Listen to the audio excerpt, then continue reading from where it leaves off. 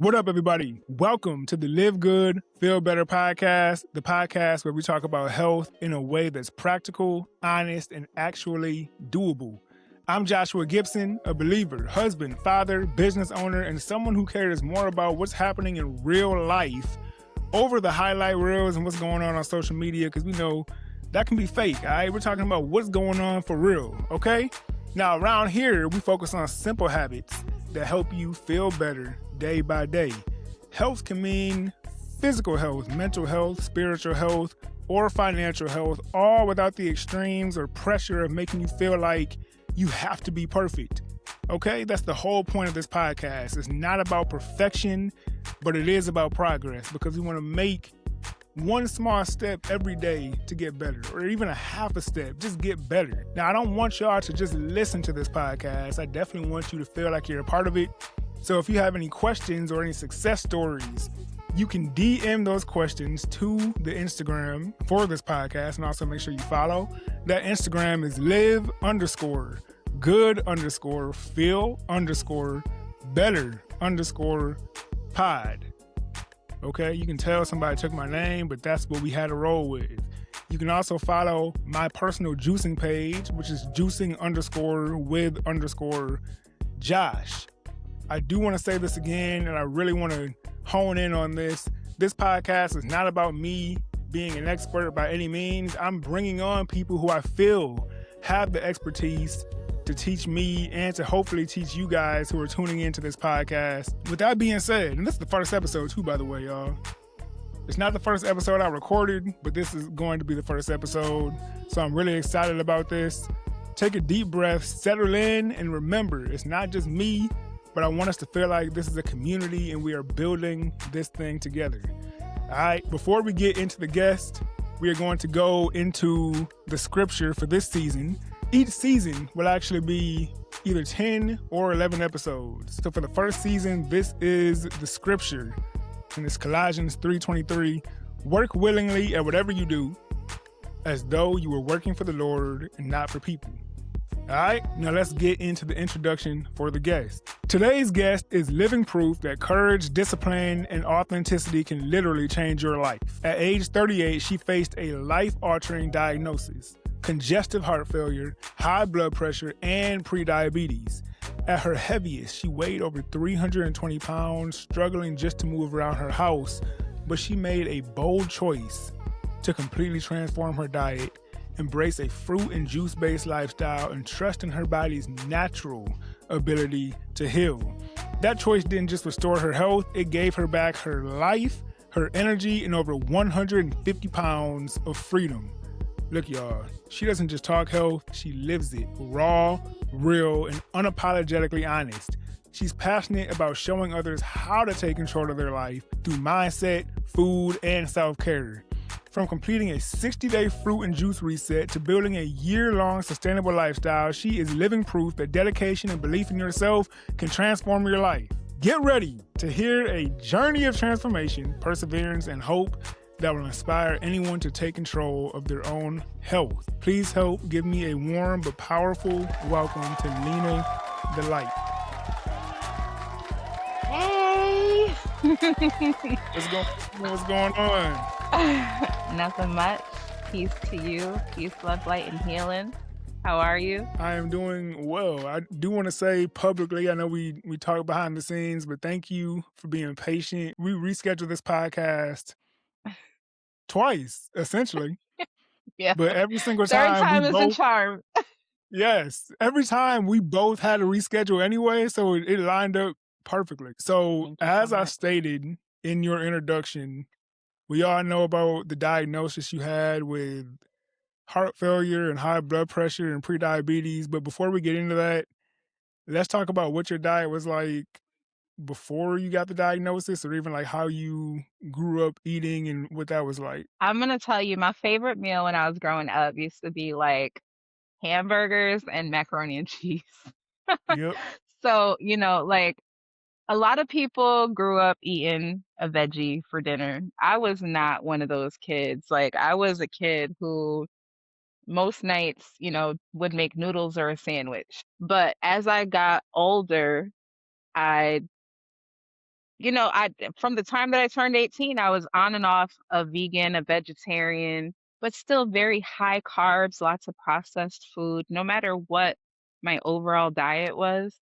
And because of that, I had high blood pressure for like ever. And I know that my diet was a contributing factor. I knew that it was wrong back then. I knew that it was wrong.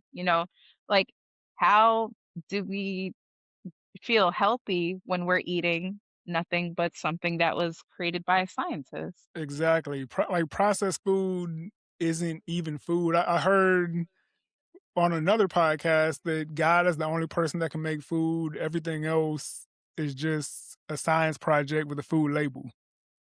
So Mhm. we're essentially just eating man-made. I don't even want to call it food. A man-made science Mm-mm. project that tastes good. So you talk about your high blood pressure. How long did you know you had high blood pressure? I've actually had high blood pressure since I was like 15 when I had kidney failure. So Wow. when I was a kid, when I was like 15, I had kidney failure. I was even on dialysis for a few months until my grandmother helped me to heal my body. And it was a struggle. It's such a struggle because finding the root cause of high blood pressure is almost like finding a needle in a haystack. There can be so many different causes to it. And being overweight, I was definitely an overweight kid as well for like my entire childhood. And that's one thing I wanted to get into as well. If which that answers one of my first questions. Have you been overweight for a good portion of your life? But at your heaviest, you were 320 pounds. How did Yeah, I was in the you 320s. yeah, how did you get to that point? And then talk about, like, what it was like to live with that weight, like, some difficulties that you endured on a day-to-day basis? For sure. So that's the biggest number that I seen on the scale because I was definitely fearful of the number. I could have very well been bigger than that, but for me, like living in a second floor apartment at the time, it was a struggle going up the steps. Like for me, like finding clothes that fit because I'm very short. I'm 5'3" and a half. So at that weight, I was wearing like a 22, like a 20 or a 22 in jeans. For a woman of that, it puts a lot of pressure on your knees and your feet and your legs and your back. I remember all of it. And then, even trying to just feel good. Like when what I see in the mirror, I used to slather my face in makeup, just to try to like give myself some little bit of confidence. And all of it stemmed from a lack of self-love and just a lack of feeling like I could do anything about it, if that makes sense. I felt like trapped in my own body. When you did look in the mirror, what did you see in yourself, or what did you feel about yourself, like, during that time? Just that I let myself go and how was I ever gonna get myself back? I really didn't even know where to begin as far as, like, the mental challenge of selecting the right foods to eat. I started so many diets and stopped. Nothing ever worked either, Obviously, now I know from everything being processed, it doesn't matter if it's keto. Keto bread is still full of chemicals. All of the diet drinks are still chemicals. How can your body thrive? Your natural body, your body is very natural. How can it thrive on science? So I wanna fast forward to when you received your diagnosis. Obviously, you had been overweight, like you said, for your whole life. You spent a Mhm. period of time at 320 pounds, or maybe even a little bit above that. When you received your diagnosis, for one, like, what even made you go in, like, for a checkup that day? No, I didn't go in for a checkup. I hadn't been to the Oh, doctor in years, actually, okay. years. So I actually had shortness of breath for a few days that continued to progressively get worse. Mm. And, I was doing all of the standard things for sickness, eating soup and resting and all of the things, elevating my legs. I The had a visit ginger with my ale. mother. Yeah, ginger ale, crackers, like all of the things, but nothing was helping. And I started to feel every time like it was a course, like I said, of 4 days. So the first day that I woke up feeling better, I thought, okay, I must have like pneumonia or something like bronchitis, something like that. I must just be ill. So I rested more, but I never woke up better after that. It was almost like the second day was the only day that I felt a slight relief. And by day 5 is when I went to the emergency room because it was like, no, something's happening. There is Mm, something going on. I cannot even walk 10 feet without losing my breath. I absolutely need to go get checked out. That's what made me go. okay. So walk me through the ER moment, like when you got to the hospital, when they told you, I'm assuming they told you at that point it was congestive heart failure. Like, what was going through your mind during that whole 24 to 48 hours? So I was in the hospital for a full week, a full 7 days. Um, Wow. when I first got there, I couldn't even say my name to the triage nurse. When you check in for the ER and you got to give all I couldn't do any of that. So the only thing that I could do is say, I get to the counter, put my hand on the counter, and I was just like, something's wrong. And I broke down crying and I couldn't catch my breath. And first she called cardiac triage to the ER. So I'm like, am I having a heart attack? Like, what do you mean cardiac triage? And someone came around and put me in a wheelchair and pushed me into the back. And that's when I knew, okay, something is happening. But it took some testing. Now, I will say the initial nurse that was, putting in my first two IVs, because I had a few of them, and checking my blood pressure and all of the things like and taking information like what am I allergic to and all of that. They mentioned heart failure. They mentioned congestive heart failure because I was so out of breath, but there was no confirmation until my actual echocardiogram results came in. And I didn't get my echo until my third day in the hospital, I want to say. Um, the first 2 days were really just trying to get my blood pressure under control, doing chest x-rays over and over. I had like a pulmonary specialist come in and, just to check for other things like with my breathing. And that's when they determined I had like 7 liters of pleural fluid on my lungs. Okay, so explain, because I actually really do not know what that is. So I don't explain what either. that is. I'm gonna send you a picture so that you can insert one. So pleural Okay. fluid is pretty much like acid buildup in your body.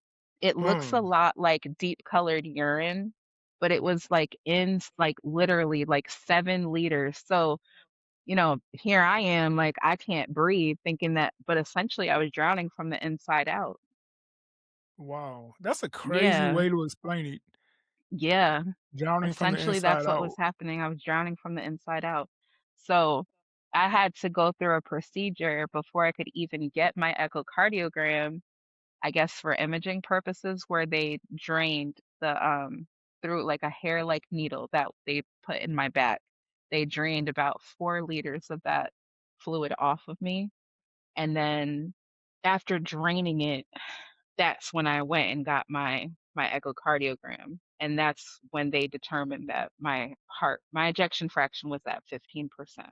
So at 15%, were the doctors concerned? Were they saying maybe you can recover? There was no talk of recovery or healing at all. It was just like, honestly, I felt more like the doctors were looking down on me because I didn't have any family there. Like, I even had one doctor ask me where my family was and why I was there at the hospital and nobody was there. Do they know what's happening? Do I understand what's happening? As if I didn't understand. Like I understood completely. And I was so afraid in the hospital, but it was like, being in the hospital, it almost feels like you're being confined. You can't leave without signing this piece of paper that says, if you die, it's not their fault.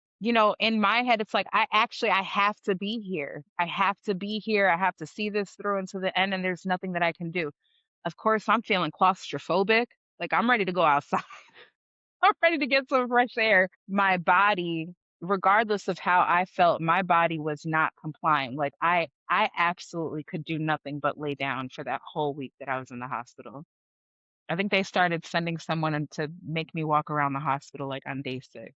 I saw in one of your other interviews, the doctors told you you have less than a year to live, or 1 to maybe even up 5 to 5 years. years. Yeah, 1 to 5 years was but in my mind, I'm like, "How can you say that, though, when you're not God? You don't know. You're going based off of me right now in this state, and I am one of those people that if you tell me that I can't do it, I'm probably gonna have to prove you wrong." So, Mhm. like, that that spirit inside of me didn't awaken, like, immediately. It definitely took some time, but it was still there, It was still there. It just didn't come out because initially when I was released from the hospital, I was fine, but after a couple of weeks on the medication, I felt even worse than before I got diagnosed, and I'm like, "This can't be. This is why people die. It's the medication." This is why the life expectancy is 1 to 5 years. It has nothing to do with the diagnosis, it has to do with prescriptions afterwards. Expound on that a little bit, like. Absolutely, my circulation had become horrible on this medication. So, if I went from sitting to standing, if I did it too quickly, I felt like I was gonna pass out. I automatically felt lightheaded. The doctor told me that's a normal side effect of the medication. So, there were other side effects too, like I was extremely fatigued, like, I mean, to the point where by 2 PM every day, if I didn't lay down and take a nap, I was gone. I was mentally gone, I was extremely tired, and then the weird ways that it affected, like, my stomach and the way that I felt, I didn't even realize that it was the medication at first. It was someone else who pointed it out. 'Cause every day I'd be like, "My stomach hurts. My stomach." Every day it felt like my stomach was on fire, and come to find out that was another side effect of one of the other medications. And the medications were also like potassium sparing, which means that it would make you hold on to potassium, which if you know anything about potassium, high levels of potassium in your system, it can be really dangerous. So, there were just so many things, and Mm. I was educating myself on the medication as well. So not only do I have my own experiences, but I have all of these other experiences that could pop up, and I'm just like, "There's no way. There's no way that I can take this medication for the rest of my life. However Right. long it may be. However long it may be, I have to figure something else out." And that was their plan for you to take that medication for the next 1 to 5 years, which Yep. was to them your life expectancy. And you said that you were educating yourself while you were taking the medication, which I'm assuming educating yourself on, like, a natural way of healing? I was Or were just you educating educating yourself on the myself medicine? on the medicine, yeah, like, On the on the what medicine. am I putting into my body? Because that's always been something that's I was on high blood pressure medicine for many years, I know, but Yep. pills are these little white compounded powder substance, and I don't know what's in them, so, yeah, I was really curious and, like, just started looking at everything that I could for the 5 medications that I was on. So what w I'm assuming something scared you about that to where you were like, "Okay, I don't want this in my body. I Mhm. need an alternative." What was Yep, that I need switch? so for me, that switch actually was external. I remember having a friend back in 2009, 2010 that went through congestive heart failure. I actually visited her in the hospital when she had her surgery for her pacemaker. And I looked her up because in my mind, it's like, well, if she got through it, I know that I can get through it. I just need to contact her and see what she did. And when I looked her up on Facebook, because I had moved away for a few years and came back, when I looked her up on Facebook, she had just passed away. And Hmm. actually 2 years prior. So she passed away in 2022. So I'm doing the math. From 2009, getting a pacemaker until 2022 is not that long. Now, before I could even let the fear of that sink in, of course I was sad and I mourned her. I reached out to her husband, and that was her husband at the time. He had already moved on, but you know, I just but I knew that I have to do something. I'm gonna have to do something, or that's gonna be my fate too, you know? And that's when I remembered Dr. Yaki. Dr. Yaki, and he's always telling people how to heal. And I went and binged his videos. I probably didn't sleep at all for like 72 hours. I just watched every video that I could, scouring, trying to find something about heart failure, trying to see him help anybody with a heart condition. And he never does. Like, he never did. And I'm just like, all right, I don't like raw vegetables. I'm going to try raw fruit, just fruit by itself. I'm just going to buy fruit and let's just see how it goes. And when I did that, it's like everything changed almost immediately. I was already taken off of 2 of my 5 prescriptions. That's what I want to talk about right there. So you, and correct me if I'm wrong, you ate nothing but fruit for 2 weeks straight. I ate nothing but fruit for a full 30 days when I started, and Wow. then transitioned into only juice. Transition, and I did grape juice for, I know grapes is good for the heart. I did juices that I would like, but also, I did some of the Dr. Yaki, the green, the geogenetic juice, because he Yep. said that he healed his heart by drinking that for 120 days. And I said, that's what I need is some healing. Yep. So I hit up his juice a few times during that time and was praying for a miracle the whole time, started increasing my steps, being more active, like because initially I could not be active. Initially, actually, when I was released from the hospital, the recommendation was 5 minutes of walking a day. Hmm. 5 minutes, it seems like very little, right? How You can the you do that body just going to the bathroom. Right. So it was like, what do you mean? So yeah, it was like, so after I'm like 2 weeks in though on my only fruit, I'm literally now walking 2 miles a day. And I'm like, wow, like I feel so much better.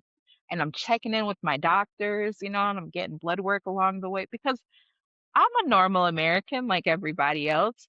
What do you think about eating only fruit? It doesn't sound sustainable. It doesn't sound like you're getting everything that your body needs. So I wanted to get blood work done. I just had a major diagnosis, like of course I want to check on myself and make sure that I'm not doing any harm, that I'm Right. E- actually doing something that's beneficial. Yeah, and that's a testament to how strong society and the messaging can be because you yourself felt better, but you still wanted to double check like, okay, am I doing something wrong even though my body feels great? I feel like I'm doing something Right. wrong because I'm not following the food pyramid that I saw in elementary. Right. Right. So and that's a whole nother story. But I do want to talk about like, did any of the doctors that like first told you that you have heart failure, did they see the improvement at all, or I just want to know their They thoughts. If they they did. Let's take a sip on that one. okay, we're gonna yeah, let's get So into it. they saw the improvement. They told me how great my EKGs were looking. They told me how clean my blood work was, and still tried to tell me that it's important that I eat a steak once a week. Okay, hold on. Now I gotta take a sip. Hold on. So you told them you were eating nothing but fruit. Mhm. Your everything about your body was moving in a positive direction. Your Weight going numbers were looking down. Yes. weight going down, blood pressure going down, heart looking stronger, everything getting better. Yes. And they say, you know what? Still make sure you add a steak into your diet. once a What was week. your response to that? Honestly, they didn't pay attention the whole time that I was in their care, that I was plant-based, so I said absolutely not. I'm not gonna even entertain cognitive dissonance at this, you know? Eh, you in a way, like, sometimes I find myself and I don't want this podcast to be, like, bashing doctors because I know there is a No, place for doctors there's and there's a place for yeah, healing yourself or yes, taking control and advocacy for yourself. But at the same 100%. time, like, when doctors go to school for certain things, you almost can't blame them because they went for 8 to 10 years learning about certain things. Right. They didn't go to a holistic school or a school that teaches them about healing naturally, so they're doing No, what they know best. that's right. It's up to us to advocate for ourselves when we feel good, when we're eating nothing but fruit, or when we're eating vegetables, or when we're exercising more and we feel better. Don't feel bad 100%. about it. Go get diagnosed. Go get yourself diagnosed so that you can do whatever it takes to heal yourself. 100% agreed. Yes. I would have never known. And I would have never known how to make it better if I didn't go get diagnosed, honestly. You didn't respond vocally because I'm sure you didn't want to go back and forth, but obviously you continue to move in the right direction for yourself.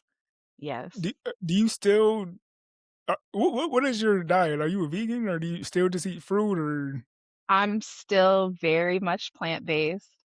okay. So this past summer, I ate nothing but fruit. And Wow. I launched my 21-day fruit reset, and did a few cycles with everyone, eating only fruit and being able to answer any questions that they had along the way. But then I transitioned into eating raw, just completely raw, still high fruit, but throwing in some greens, throughout the fall. Since 2026, I have reintroduced some cooked foods.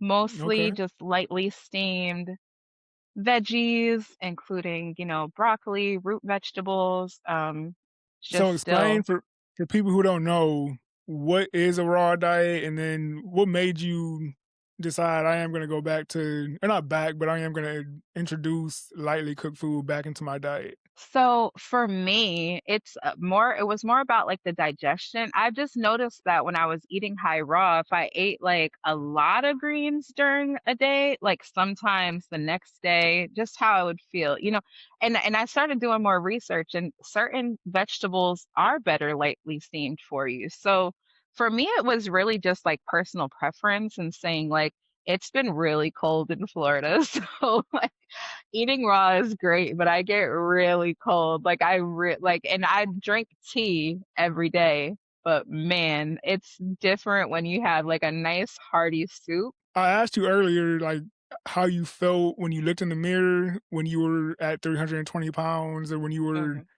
overweight. How do you feel about yourself now? I love myself and I love what I see and I love how I feel. And I feel like I was like reborn. Like sometime in 2025, I just like completely shed all of the illness off of me, like, completely, and just became essentially, like, I think who I was supposed to always become, Mm. and I love that for me so much, and, like, I wish that everyone can experience that, and I mean, like, even as far as, like, when I speak about myself, I no longer feel the need to shrink any parts, but I also feel very accountable for the person that I was before, if that makes Yeah. sense.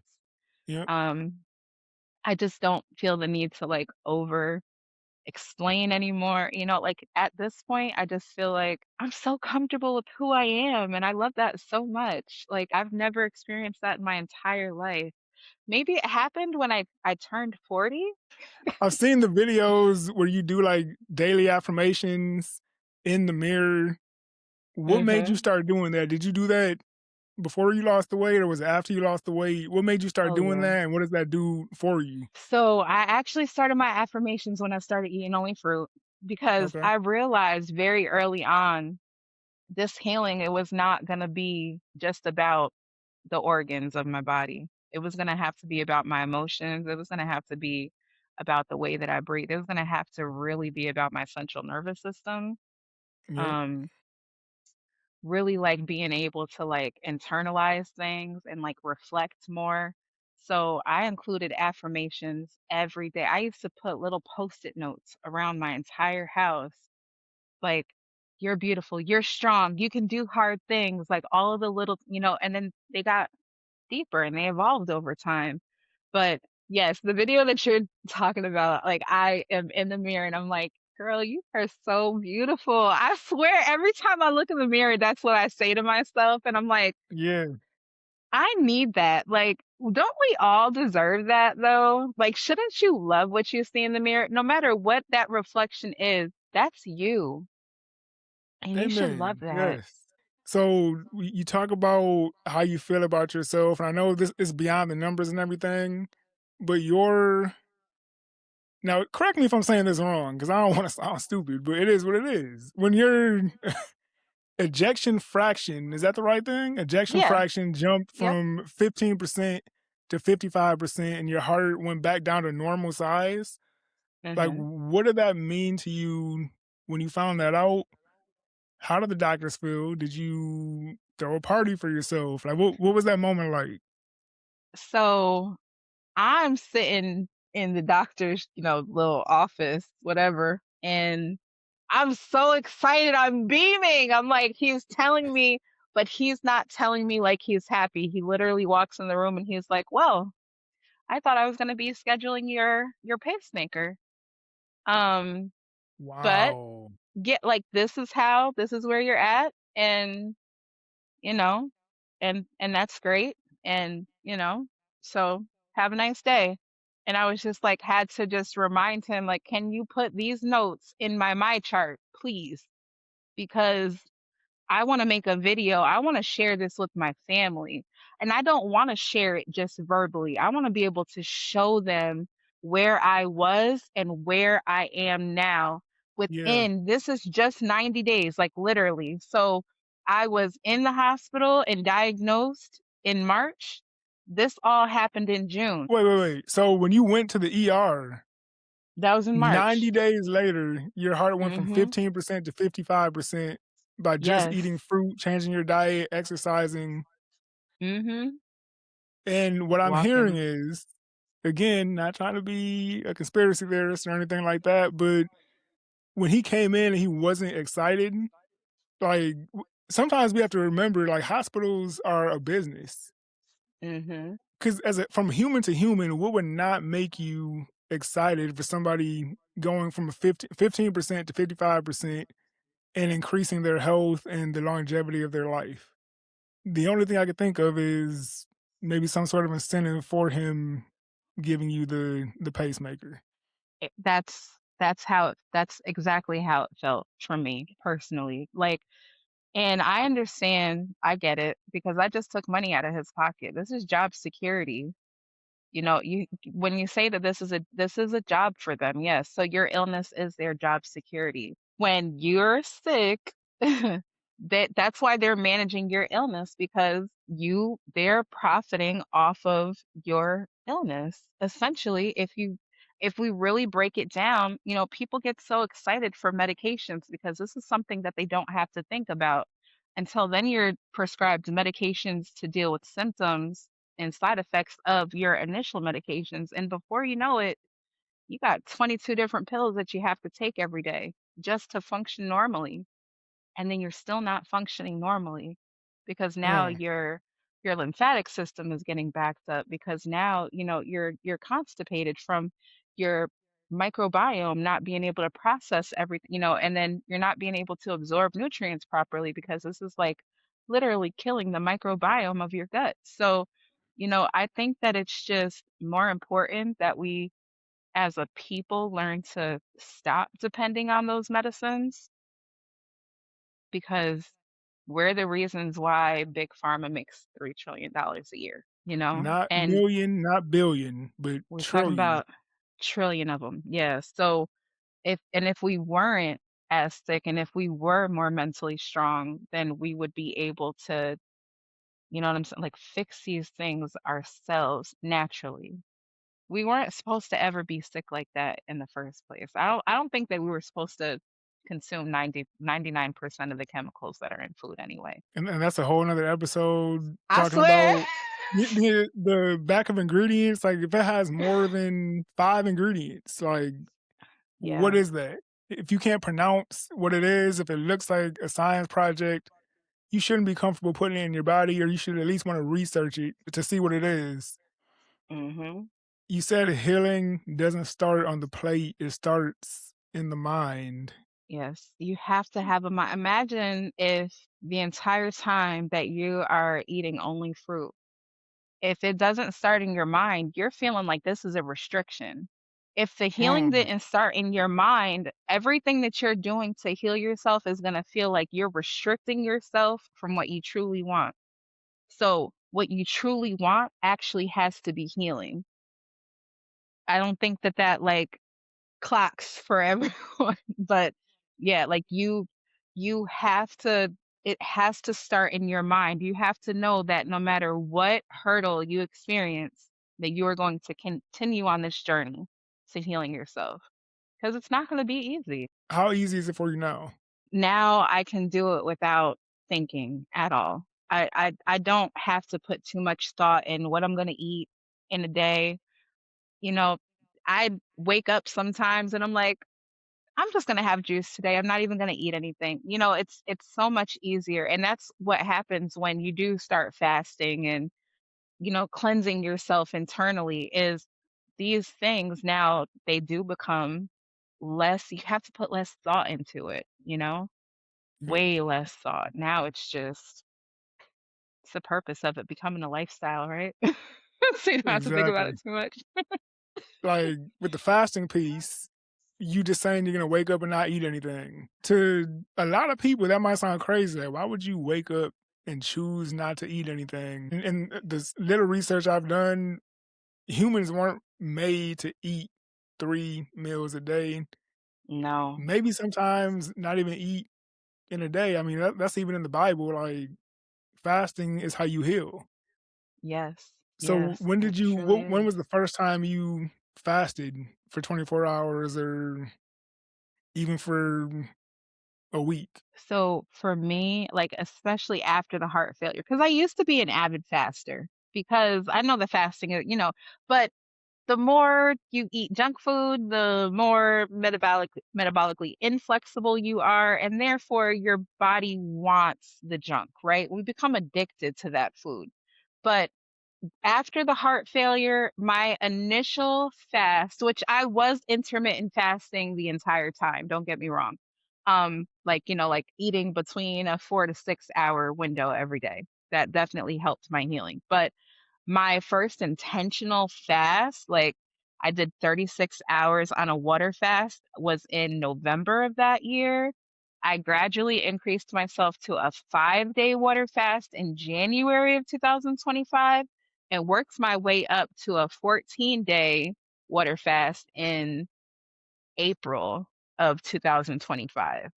Um, and that's when I started, thank you. And that's when I started Right. to really notice the difference. Like this year, I'm going to do a 21 day, but I regularly now. So now I will incorporate a 36-hour to 72-hour water fast like once a week. And I'm going to at least every week just fast for 36 hours. That's just offer it, Wow. every week. It used to be once a month, but I realized that like, no, I think I need to fast a little bit more often, like not once a month. I think it needs to be more like once a week. It's been easier to maintain that way as well. A couple more questions, but I do have to hone in on this because the whole point of the podcast is to talk about obviously the successes that you have with health, but let's get real and talk about some struggles. Like, Yeah. have you ever relapsed and went back to some processed food that you missed, even if you regretted it later? Or have you ever had a week where you wanted to fast, but you didn't? Let's kind of talk about some of the downfalls and then how you overcame those. I'll tell you that one of my absolute weaknesses was always Chinese food. What I've learned though is like especially now. Um, 2024, oh, I had the crazy relapse in 2024. Yep. In between, that's actually why I started fasting because once I did get a taste of some processed carbs, it was a wrap. Ziti, this spaghetti, like all types of stuff that I was, and that's why I started fasting because I started doing more research. That's the thing about information, right? You can't not acknowledge once you've learned something. And that's why I continue to educate myself so that I can stay on this journey because it's very easy once you start, oh, well, I dropped weight. Oh, well, I feel great. Oh, well, I can eat Hmm. that. No, no, you can't. No, you can't. I learned from that initial relapse that the moment that you start reintroducing food that is not actual food into your diet, you do not feel the same at all. You do No. not feel it. No, your cells are very mad at you. Everything in your body is going to be very mad at you. So it's not something that I know now, like that's not something that I can stray from. We're human. Even if you relapse again, you already know what to do. I just never Exactly. want to discourage people who think the health journey is perfect. I was one It's way not. and now I'm another way, and that's just how it's gonna stay. Like, no, like sometimes you might relapse, sometimes you might go grab an Oreo or something. You might regret it immediately, but it is what it is. And you Two learn more from it. questions. That's what's Yeah, important. I'm gonna be honest. I used to love the chocolate chip cookies from Starbucks, Okay. and I got one yesterday, warmed it up, and it was like every bite, I was like, why doesn't this taste as good as it did before? And I know because of what I've been putting into my body, it just doesn't feel the same at all. Yeah. Yeah. So, two more questions, and I'm gonna let you go. Now that you coach others, and I don't think we touched on that in this conversation, but you coach others, what patterns do you see in people who feel stuck or feel like they can't do it? Is it more about food, fear, belief, or is it something deeper? Yeah, it's definitely indoctrination. Like I like to show people examples of what it is that they're going through currently, and then somebody who has overcame it using similar methods that I use so that they understand that it's possible because that's number one is if you can't see that it's possible, then you might not be able to do it yourself. But if you can see that this goal that you have is possible, then there's no reason why you can't do it, you know? Like, and that's just the truth. So for me, number one is always trying to find, like, even if I don't know the person personally, somebody who has overcame what it is that they're going through so that they can. And if I can't find someone, then I encourage them to create this story. All right, well, I haven't found anybody that can do X, Y, that did X, Y, and Z that you're trying to heal from. But that doesn't mean that you can't be the first one because when I was healing, I didn't know anyone that had reversed congestive heart failure.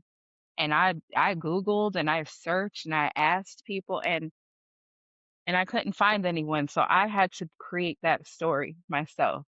And I Mm, had to figure out if it's possible by being like my own guinea pig. I mean, what's the difference though? When I was in the hospital, they're trying to give me different medicines to see what was going to help my blood pressure after heart failure. So, what's the difference between being your own guinea pig and eating only fruit? I mean, what would you rather right, do? Would you rather be someone's prescription guinea pig or a fruit guinea pig for yourself, you exactly. know? So, where can people find you? What do you have coming up? Talk to me about products you want to sell, anything. Um, so my socials, I am Lena underscore the light on everything. Um, TikTok, Instagram, YouTube, and I am Lena Marie, Marii on Facebook. I also have a website, www.lenadelight.com, where you can schedule a one-on-one healing session or you can buy any of the digital products that I offer. I have an ebook, The Fruit Frequency. I have the 21-day fruit reset for anyone that is looking to jump into healing and detox with their body naturally. and I have the gut reset, which is more of a lifestyle switch into a raw diet. How I created them was to do the fruit reset, followed by the gut reset. Um, so it does make more sense to get them together so that you can have a healthy lifestyle. And then we can always do a healing session as a backup so that any get any of your questions answered one on one. Perfect. Well, that was a phenomenal podcast. Seriously, one of the most inspiring stories I've heard, which is why I was like, I got to get you on the podcast. I So hope y'all have been happy. motivated to get up and do something great in your life, like Lena has, but also know that she's been through struggles and ups and downs as well. That's what this podcast is all about. But we will see y'all next week. It's a wrap. Oh. I love that. I love that. Y'all, that was a great episode. One thing that stuck out to me is the amount of determination she had to hear that the doctor said that she was only going to live from 1 to 5 years. And she didn't just talk in that bad information or get depressed about the bad news. She actually got up and did something about it and then turned it around in 3 months. That's crazy. That's exactly what this podcast is all about. Everyday people doing extraordinary things. And we get to come along and hear these stories and learn how to live a healthy life. And again, health isn't just physical, but we're talking financial, spiritual, mental, and everything that encompasses health. Don't beat yourself up if you have setbacks. Don't beat yourself up if you fall short one day. Just remember, no matter what, keep going. Make sure you guys are following my personal juicing page, Juicing with Josh. That's juicing_with_Josh. And the Instagram for this podcast, Live Good, Feel Better Pod. Again, that's live_good_feel_better_pod. Also, make sure y'all subscribe on YouTube. Just search Live Good, Feel Better Podcast. If you have questions or a story you want to share, DM us on Instagram or email livegoodfeelbetterpodcast@gmail.com, and we might feature your story or your question on the next episode. With that being said, stay encouraged. These episodes come out every Tuesday for the next 10 to 11 weeks, and that's going to be season 1. Until next week, I'll see y'all next time. Peace. Ambition, I'ma go after. Obstacles, it don't matter. All action, low chatter, won't slow down, I'ma go faster. More goals that I'll try. Let's scroll on Wi-Fi, no fast food in my gut. More sunshine, cause I'm outside. Only time speaking vocally is in the song, then you gon' see every single thing pan out like my wife cooking and we bout to eat. Bank accounts with interest, stocks up when I invest. No updates on my timeline, could care less if you impress. My vision board on Pinterest, I'm praying more when I get stressed. I'm making sure that my kids set. My 2 boys, they been next. Took a break, I'ma get going. I was moving quiet like the wind blowing. Now I'm stomping for my dreams, and I promise you there's no more tiptoeing. Cause ambition, I'ma go after. Obstacles, it don't matter. All action, low chatter, won't slow down, I'ma go faster. More goals that I'll try. Let's scroll on Wi-Fi, no fast food in my gut. More sunshine, cause I'm outside.